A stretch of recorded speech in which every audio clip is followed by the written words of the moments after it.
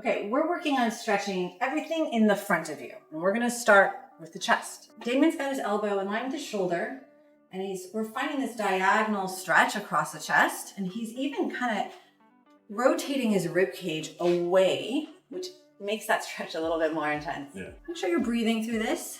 After you hold that for a while, he's just gonna push off on the wall, keeping his hand planted on the wall. This might be a little bit nervy, but it gets all the way through this bicep tendon into the chest. You might even feel it into your hand.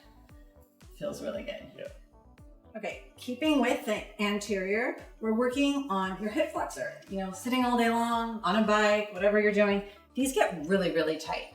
And it can pull your back out of alignment. So we're gonna start off in a half kneeling position. I'm gonna actually have you walk your foot a little bit further forward. So his hips are squared off straight ahead, his knees pointing straight ahead. He's gonna squeeze this back glute tight. And before he goes anywhere, go ahead and put both hands on your front knee and just start to press your hips forward until you get the maximum stretch that feels right for you. And it should be all right here in the front. Once you get there, you can kind of marinate in that and then take your left hand straight up. So what we're doing here is we're getting even more length on his left side. And if you want to go a step further, you can start reaching that hand over your head to the side.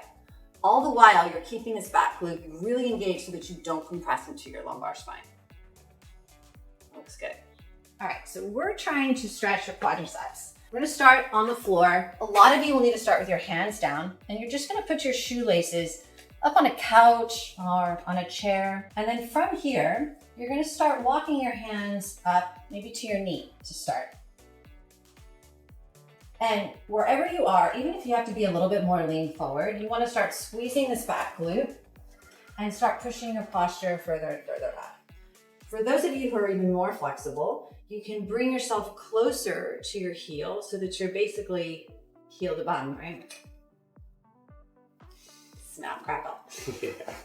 This should be a good enough stretch for most of you. If you wanted to make it harder, just reach your right arm straight overhead. Similar to how we did that hip flexor stretch. Keep squeezing the glute. And we're getting this really nice extension all along here.